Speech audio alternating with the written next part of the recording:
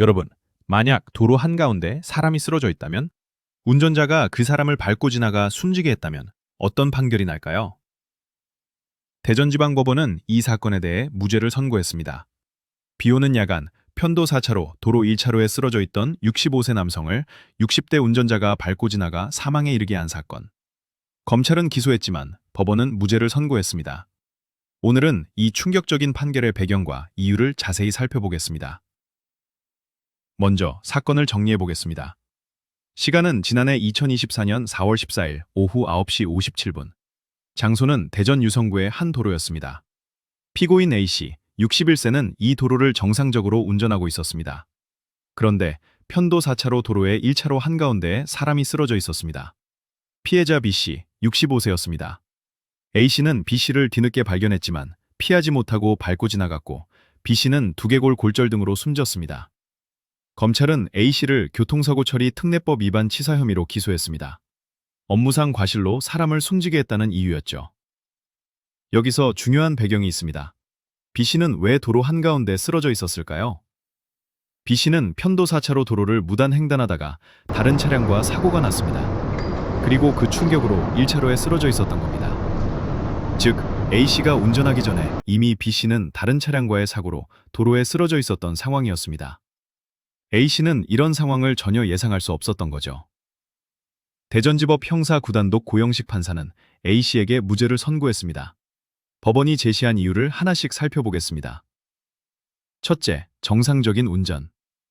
피고인은 제한속도 시속 60km인 도로에서 정상적으로 운전했고 달리 교통법규를 위반한 사정이 없다. A씨는 과속도 하지 않았고 교통법규를 위반하지도 않았습니다. 둘째, 열악한 시야. 당시 비가 내리는 야간이어서 전반적으로 어두웠으므로 차량 전조등 불빛 등으로 도로 표면을 뚜렷하게 관찰하기 어려웠을 것. 비 오는 밤 어두운 도로 상황이었습니다. 셋째, 피해자의 옷 색깔. 피해자가 어두운 계열의 옷을 입고 있어 역과 직전까지도 제대로 알아보기 어려웠을 것. 어두운 옷을 입은 사람이 어두운 도로에 쓰러져 있었으니 발견하기 극히 어려웠다는 겁니다. 넷째, 예측 불가능성. 차량의 통행이 잦은 도로 한가운데에 교통사고를 당해 사람이 쓰러져 있을 것을 통상적으로 예상하기 어려운 점. 일반적으로 운전자는 도로 한가운데 사람이 쓰러져 있을 거라고 예상하지 않습니다. 특히 차량 통행이 잦은 편도 4차로 도로의 1차로라면 더더욱 그렇죠. 결론. 피고인에게 예견 가능성 또는 회피 가능성이 있었다고 단정하기 어렵다. 법원은 A씨가 이 사고를 예견하거나 회피할 수 있었다고 보기 어렵다고 판단했습니다.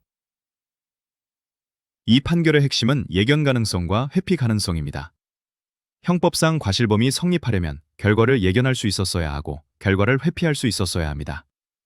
법원은 이 사건에서 정상 운전 중이었고 비 오는 야간으로 시야가 불량했고 어두운 옷에 피해자를 발견하기 어려웠고 도로 한가운데 사람이 쓰러져 있을 거라 예상하기 어려운 상황. 이런 점들을 종합해 A씨에게 과실이 있다고 보기 어렵다고 판단한 겁니다. 자, 정리해볼까요? 대전에서 발생한 이 사건, 60대 운전자 A씨는 비 오는 야간에 도로 1차로를 정상 주행하다가 쓰러져 있던 65세 B씨를 밟고 지나가 숨지게 했습니다. B씨는 무단 횡단 중 다른 차량과 사고가 나 도로에 쓰러져 있었습니다. 검찰은 A씨를 기소했지만 법원은 무죄를 선고했습니다. 이유는 정상운전, 열악한 시야, 비 오는 야간, 어두운 옷, 예측 불가능한 상황. 이 사건은 교통사고에서 운전자의 과실을 판단할 때 단순히 결과만 보는 것이 아니라 당시 상황과 예견 가능성, 회피 가능성을 종합적으로 고려한다는 것을 보여줍니다. 안타까운 사고였지만 법원은 운전자에게 법적 책임을 묻기 어렵다고 판단한 것입니다. 여러분, 야간에는 밝은 옷을 입고 절대 무단 횡단하지 말아야 합니다. 운전자 여러분도 야간 운전 시 더욱 주의를 기울여 주시기 바랍니다. 오늘 영상이 도움이 되셨다면 좋아요와 구독 부탁드립니다.